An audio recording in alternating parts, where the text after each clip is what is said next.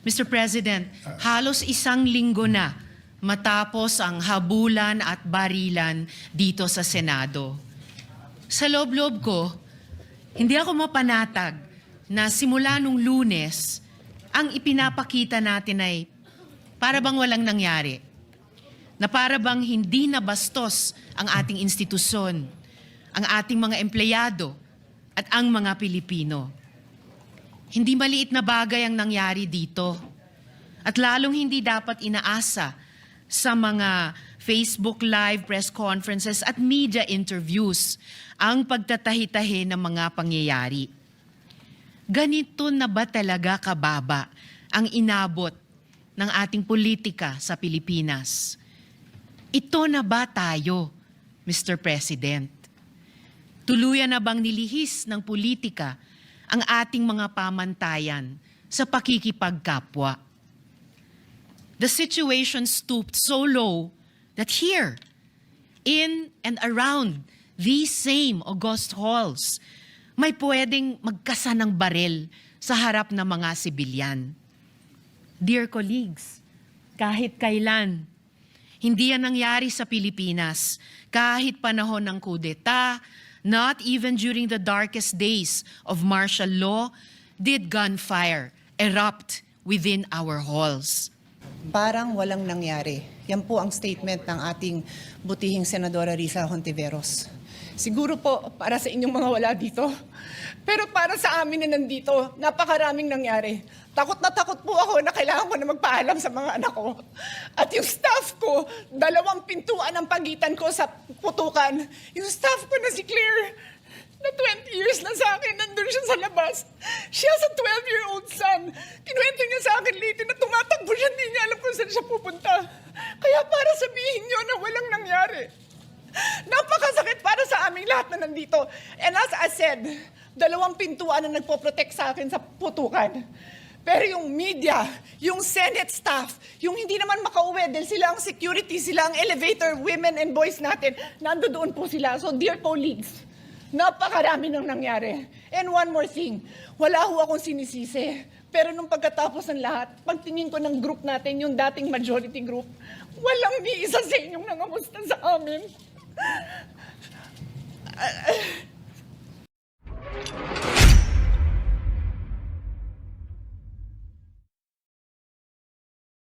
Mr. President, I'd like to make a manifestation. What happened inside the Senate premises last week is deeply alarming, regardless of which side one stands politically. I know you will agree with me, Mr. President. Many versions of the armed confrontation are now circulating.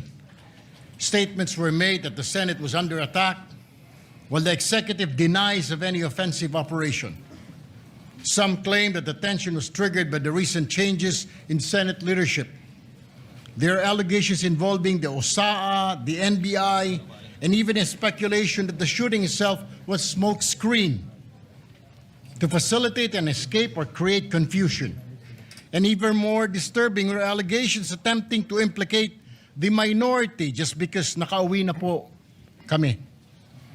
With all due respect, Mr. President, on May 12, a day before the incident, the new Senate leadership informed the body the intention to have an all-senators caucus. On May 13, the day of the incident, around 5:02 p.m., it was modified to a majority-only caucus. Naturally, members of the minority who were no longer part of those internal deliberations eventually went home, Mr. President. To suggest that the mere fact that some senators were responsible for what later transpired just because they had already left the premises is speculative, irresponsible, and unsupported by evidence. But beyond the conflicting narratives, let us not forget the ordinary Senate employees and staff who were caught in the middle of the chaos, mga rank and file, maintenance, security, clerk, media at iba pang empleyadong naipit lamang dahil ginagampanan po ang kanilang mga tungkulin. Yet they were the ones exposed to fear, confusion, and danger inside an institution where they should have felt secured. Some were traumatized, some feared for their safety. Mr. President, hindi po sila scapegoats at lalong hindi collateral damage. At the same time, we must recognize the larger damage caused by this incident. Mr. President, millions of Filipinos and even the whole world watched this unfold in disbelief. They saw the confusion inside one of the highest institutions of the government. They saw conflicting authorities, conflicting narratives in an atmosphere that appeared closer to disorder than democratic governance.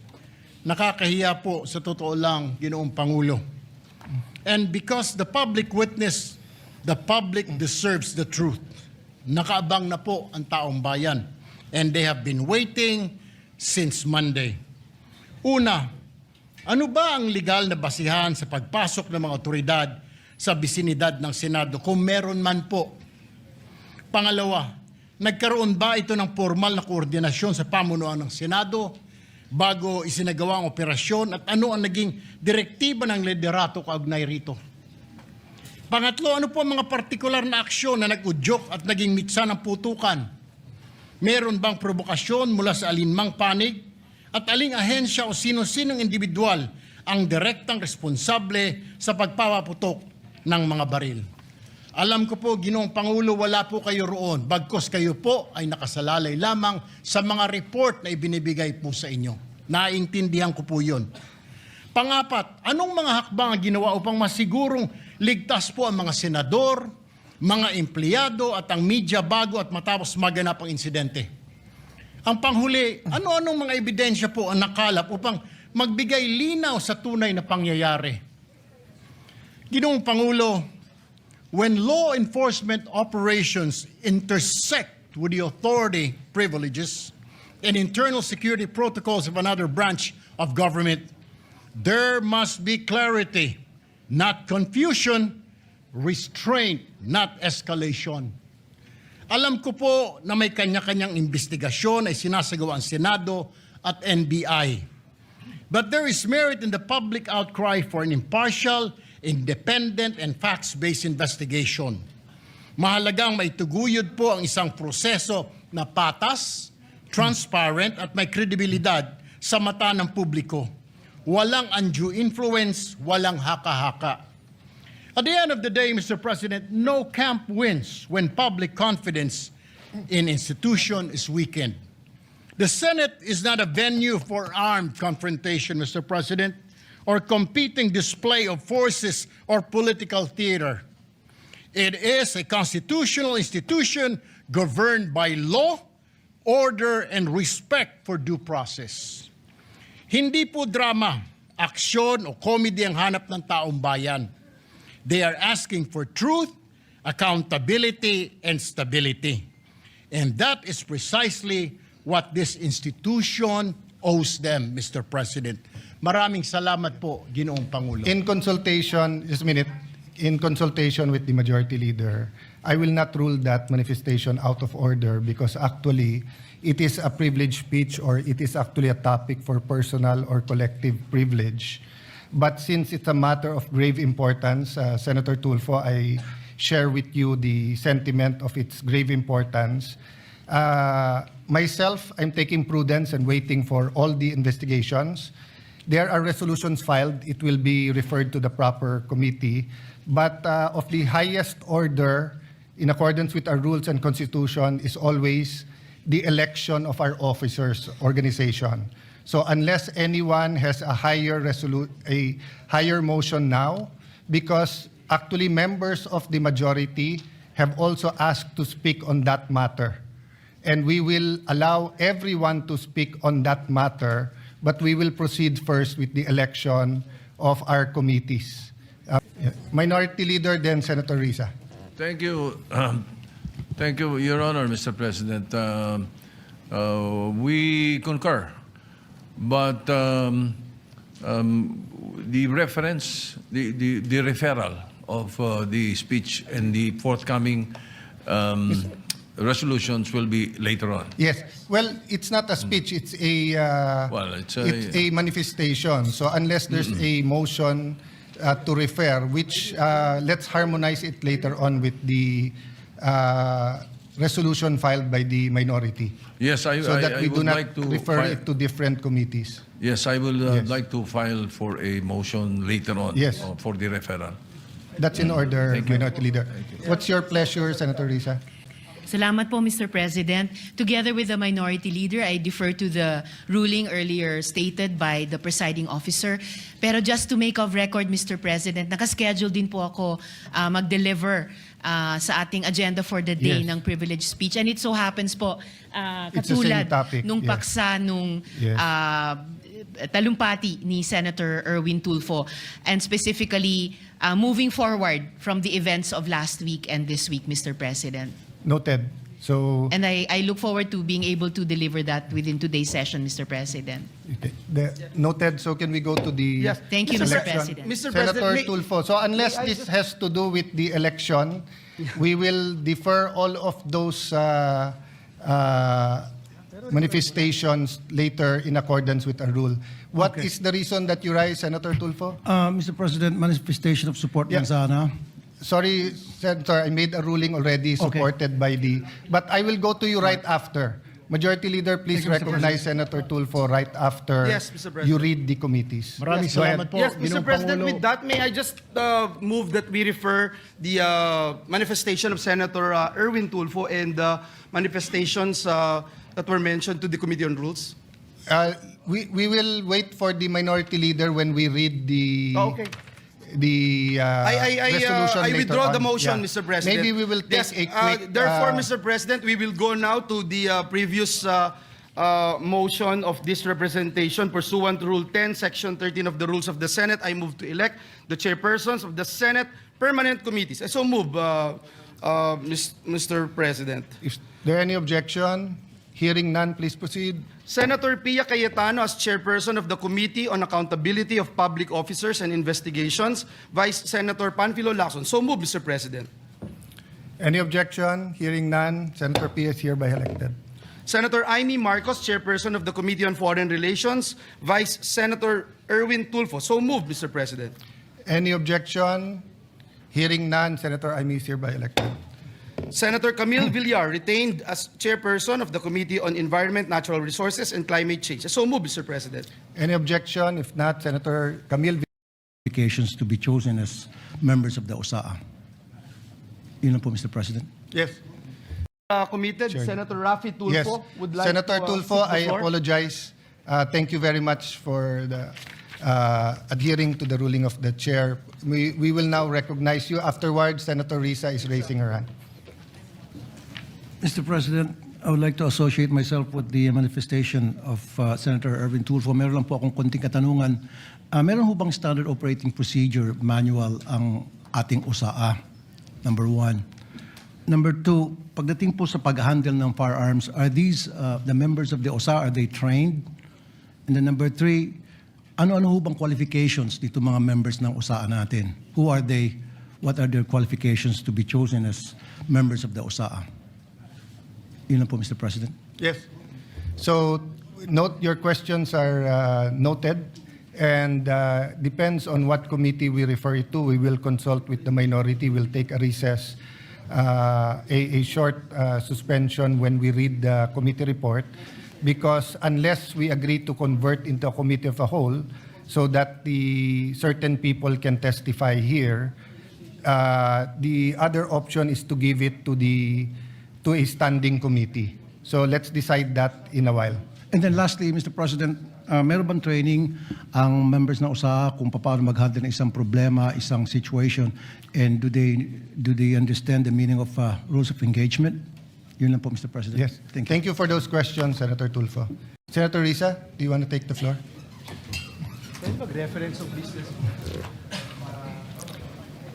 Yung sa summary. Salamat po, Mr. President. Mr. President, I rise on a matter of personal and collective privilege. Mr. President, halos isang linggo na matapos ang habulan at barilan dito sa Senado. Sa loob-loob ko, hindi ako mapanatag na simula nung Lunes, ang ipinapakita natin ay para bang walang nangyari. Na para bang hindi nabastos ang ating institusyon, ang ating mga empleyado, at ang mga Pilipino. Hindi maliit na bagay ang nangyari dito. At lalong hindi dapat inaasa sa mga Facebook Live, press conferences at media interviews ang pagtatahi-tahi ng mga pangyayari. Ganito na ba talaga kababa ang inabot ng ating politika sa Pilipinas? Ito na ba tayo, Mr. President? Tuluyan na bang nilihis ng politika ang ating mga pamantayan sa pakikipagkapwa? The situation stooped so low that here, in and around these same august halls, may pwedeng magkasa ng barel sa harap ng mga sibilyan. Dear colleagues, kahit kailan, hindi yan nangyari sa Pilipinas. Kahit panahon ng kudeta, not even during the darkest days of martial law, did gunfire erupt within our halls. So, whether we stand in the minority or in the majority, the Senate, as an institution, has sustained a profound injury to its dignity, credibility, and moral authority before the Filipino people. And this frustrates me every day since Wednesday, including in the context of initial findings from the investigation conducted by the Department of Justice, the Department of the Interior and Local Government, and the Philippine National Police, beginning to reveal various points. Patuloy pa rin ang investigasyon, Mr. President, at dapat lang. But still, this needs to be said. Kapag may nagpaputok ng barel, right here in the people's house, kapag naghasik ka ng takot sa mga empleyado, sa media, sa security personnel, at sa mga sibilyan, kapag may natroma dahil sa karahasan, at umuuwing nanginginig at hindi mapakali sa sariling bahay, lampas na ito sa isyu ng pamumulitika. Pambabastos na yan at pang-aabuso sa lahat-lahat ng ipinagkatiwala sa Senado bilang mga lingkod bayan. As we all know, democracy has always made room for disagreement. But, dear colleagues, hindi na ito political disagreement. Hindi na ito issue ng kampihan. What should trouble us is the manner by which this agreement is being settled, which reflects a broader national discourse that has become more coarse and unforgiving. When aggression is normalized and humiliation is treated as political currency. We cannot have a culture that proudly treats fellow Filipinos as enemies to be defeated, all in the name of clout. Yung mga pagbabanta, pambibintang, pananakit ng damdamin, hindi yan ang dapat ginagawang sukatan ng tapang. Kahit magkakatunggali sa politika, hindi tayo dapat ganyan sa isa't isa, lalo na dito sa Senado. Hindi ito tahanan ng ganyang kababang uri ng politika. Ngayon, higit sa kailanman, dapat manaig ang ating pagka-Pilipino. I refuse to believe na tayong mga Pilipino ay mga bulag na sumusunod sa sinumang politiko. I refuse to believe na wala nang natitirang malasakit, hiya o pagmamahal sa bayan. Kasi ang mga krisis, ang mga sakuna, hindi yan nagtatanong kung sinong kakampi mo sa politika. Lahat tayo tinatamaan at lahat tayo may responsibilidad. At tayo mismo, dito sa Senado, kaya nating magkasundo. In fact, all of the laws I myself have championed could not have passed without the support of those from across the political aisle. And I refuse to believe that this institution that has crafted laws for the most marginalized, that has conducted crucial investigations, that have moved the needle at various political junctures is beyond repair or redemption. Let us remember, Mr. President, that we have a bicameral legislature with a Senate elected at large, precisely to have a body that can rise above parochial concerns and craft a vision for the entire nation.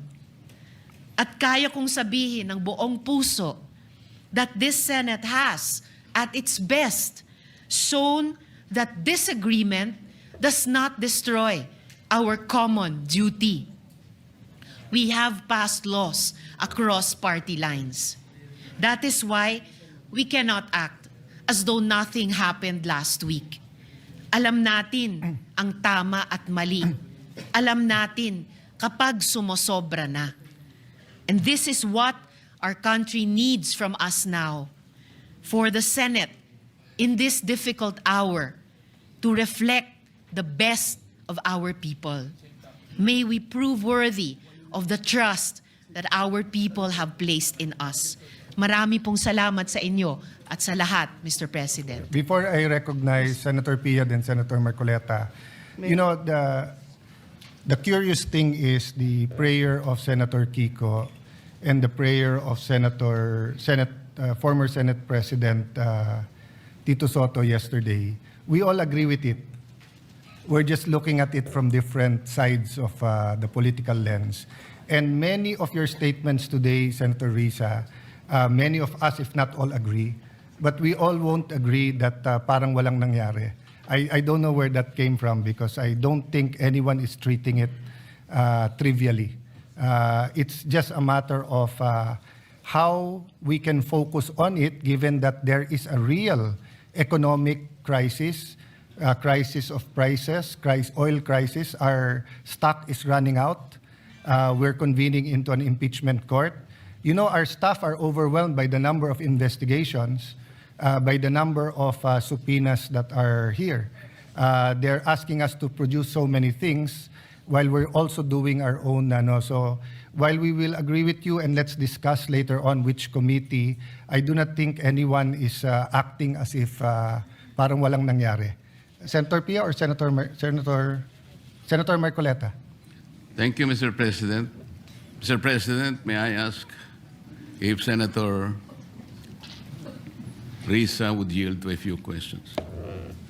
Request from the members. I told the minority leader, the former Senate President, that this is an emotional issue, not only for us, but for the whole country, given this is the Senate of the Philippines.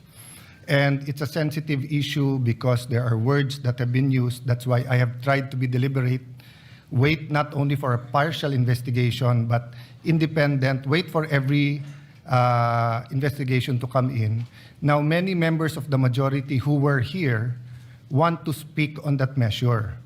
Having said that, number one, we have athletes here, and I don't want to keep them here the whole day.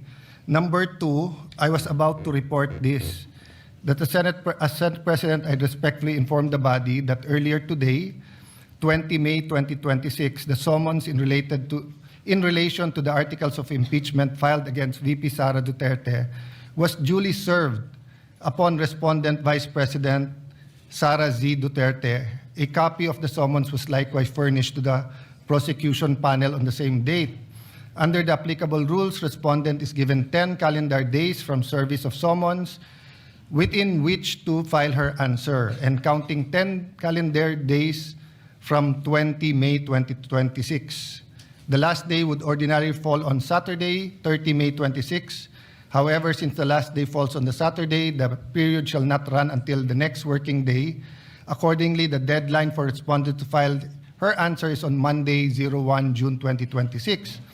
Furthermore, upon the prosecution panel's receipt of the respondent's answer, the prosecution shall have 5 calendar days from receipt within which to reply if they opt to do so. The deadline for the reply shall be computed from the day the prosecution actually receives the answer.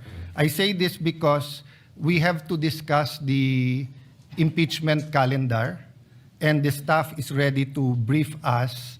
And if we can give this priority, because we have to discuss it vis-a-vis the legislative calendar, vis-a-vis the committees, committee hearings, and the session. So if we are going to all stand today, like Senator Tulfo and Senator Risa, we won't finish by midnight tonight because at least 3 or 4 senators from 8 senators from the majority wants to speak on the matter. There might be, if not those who want to speak in the minority, those who want to ask questions or interpolate. So may I ask as your Senate President na magbigayan tayo today, and if you want to put a lot of time on that on Monday, we can fully discuss. I've received some request for CCTV footage. We gave it right away to PNP. We will give it to you if you request it. We're also requesting CCTV footages from anyone who took it, including from the media, so that we can discuss it very intelligently with, I think, 24 senators committing that this is an important issue and we will give it the much needed attention. But let's do it with prudence, deliberately. We're dealing with our democracy here. No? We're dealing with law enforcement agencies, AFP, PNP, NBI, with branches of government, the executive and the legislative. So I know we all want to speak on it today, but may we include in the caucus what committee to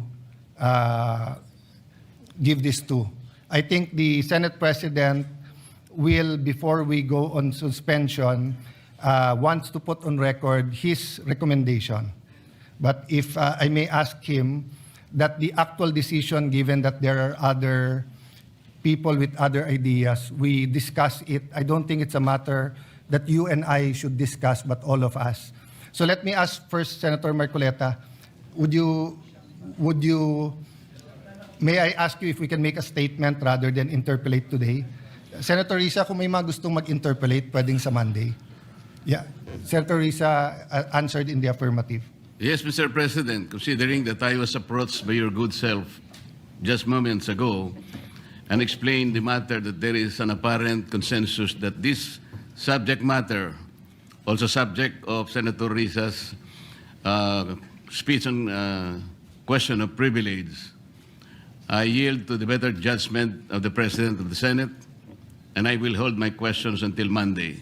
Thank you, Mr. President. Thank you, Senator Marcoleta. Thank you, Senator Risa Ontiveros. Minority Leader, may I just give, you're my kuya, but she's my ate. Yeah. Senator Pia. Mr. President, I also will not interpolate or make my own privileged speech today as requested by the Senate President. I reserve my right to make the proper interventions at the time that the Senate President and our other colleagues agree upon. But I just want to make this quick statement. Parang walang nangyari. Yan po ang statement ng ating butihing Senadora Risa Hontiveros. Siguro po para sa inyong mga wala dito. Pero para sa amin na nandito, napakaraming nangyari. Takot na takot po ako na kailangan ko na magpaalam sa mga anak ko. At yung staff ko, 2 pintuan ang pagitan ko sa putukan. Yung staff ko na si Claire, na 20 years na sa akin, nandun siya sa labas. She has a 12-year-old son. Kinuwento niya sa akin late na tumatakbo siya, hindi niya alam kung saan siya pupunta. Kaya para sabihin niyo na walang nangyari. Napakasakit para sa aming lahat na nandito. And as I said, 2 pintuan na nagpo-protect sa akin sa putukan. Pero yung media, yung Senate staff, yung hindi naman makauwi dahil sila ang security, sila ang elevator, women and boys natin, nandoon po sila. So dear colleagues, napakarami nang nangyari. And one more thing, wala ho akong sinisisi. Pero nung pagkatapos ng lahat, pagtingin ko ng group natin, yung dating majority group, walang ni isa sa inyong nangamusta sa amin. Some of you I've known for 20 years, 10 years, and I didn't even hear any of you say, "Kamusta na kayo dyan?" Napakasakit nun sa akin. Sobrang sakit. So yun lang ang masasabi ko. Yes, I am very ready to share my story, to ask questions. Pero kung wala ho kayo dito, huwag niyong questionin yung mga nangyari sa mga nandito. Dahil nandito kami, kasama ng staff. Staff namin, Senate staff. You have your own story. I respect that. But please respect my own story. Thank you, Mr. President. Minority Leader. Mr. President, yes, of course, we sympathize with the manifestation made by Senator Pia Cayetano. But my position is merely to give a suggestion for your consideration and for the consideration of our colleagues. I think this particular issue, once culminated, should be referred to the Committee of the Whole. The reason being, it is an extraordinary remedy necessary because of the issues of Senate institutional security. With the chamber itself is affected, the institution is threatened. There are multiple Senate committees that are going to be involved: public order, justice, rules, ethics, even finance, because of the procurement of the weapons allegedly that were used. So the Senate has a direct institutional stake, every senator. So this is not just a majority or minority. So therefore, may I give a suggestion that you consider the possibility of all these manifestations be referred to the Committee of the Whole. And in the past, the Committee of the Whole, when we investigated Parmali, we investigated PhilHealth, it was the Senate President that chaired the Committee of the Whole, unless he appoints a This co-chair. representation always takes, you know this, Your Honor, always takes your suggestions seriously. So Thank you. you're suggesting we use Rule 14 and Section 14 of the rules and create a special committee, the Committee of the Whole. Is that correct? Yes. Mr. President, if I may, Mr. President. And before that, since we're going to go into caucus to speak about the calendar, may I ask the Minority Leader if it's acceptable that we discuss it there? Later in the caucus, just so that we don't have to discuss everything on the floor and we get the other business that we have to do today done with. No? Can I, Mr. President? Yes. Mr. Majority President, Leader. I'm sorry, Mr. President, but just to put on record, there are a lot of senators who wanted to speak and reserve their On right this issue. on this particular issue. Put it on We record have- so that we yes, can we have amend it. Senator Mark Villar, Senator Camille Villar, Senator Jingoy Estrada, Senator Robin Hood Padilla, Senator Bongo, Senator Lauren Legarda, Senator Win Gatchalian, and even this representation, Mr. President. So, if I may, Mr. President, and with the indulgence of our colleagues, I think we already made that decision that on Monday, come Monday, we can talk about this, Mr. President, and of course, entertain the idea being raised by our minority leader. So with that, Mr. President, may I just move that we proceed with the reference of business so that the resolutions I just have to recognize Senator Ontiveros with that pakiusap of everyone. we that yield, Mr. President. Yes. We yield to the distinguished lady, Mr. President. Maraming salamat, Mr. President. I empathize with the experiences and the feelings expressed by the gentlewoman from Taguig and Pateros. May I just repeat what I clearly stated at the context of na parang walang nangyari. I'm talking about ngayon, after those terrible events that caused fear and a lot of other negative emotions and experiences sa ating mga colleagues, sa ating mga Senate staff, sa security unit dito at sa Senate media. Yun po yung punto ko. And it is akin to one of the points raised by Senator Erwin earlier, before my privileged speech. But let So me just assure to you correct that's not that, the Mr. case. President. In fact, I have to deal with the security of the Senate every day. I'm just not telling you everything that we have to deal with now to make sure that there's no bombs in the in the area, just like every day except this time, and also making sure that there's no miscommunication between the executive, legislative, judiciary, and the international community. That's precisely why we are waiting for the complete investigation, because there are matters that when are discussed in public will cause more alarm and confusion rather than clarity. But that doesn't mean na parang walang nangyari lang. I think that's the point where there will be strong answers, Senator Risa. But of course, you have your point of view, and we respect that. Thank you, Mr. President. And lastly, just for the record, as I said earlier, I deeply respect the emotions of our distinguished colleague. It's evident that the violence that breached our halls has profoundly affected all of us. And I don't doubt, Mr. President, the leadership's personal distress over what transpired. However, when I stated that it feels now as though walang nangyari, I was not speaking about our personal feelings. I was speaking about our institutional posture. Thank you for that. Our grief as senators is valid, but our mandate requires action. Salamat po ng marami, Mr. President. Thank you for that statement. And personally, I've stated this again and again. And I don't doubt the sincerity of President Marcos when he called to check if we are safe and to assure us that it wasn't an attack from the executive department. I don't doubt that. That's why we're waiting for the whole investigation. Thank you. Majority Leader, let's Yes, proceed. Mr. President, just to put on record, it's really way different when you are here inside this Senate premises, especially during the time when we were inside that one room, Mr. President. I would still recall the gunshots, the smelling of gunpowder, Mr. President, and everything that we had experienced. So it's really different, Mr. President. Just want to put that on record. With that, Mr. President, may I move now to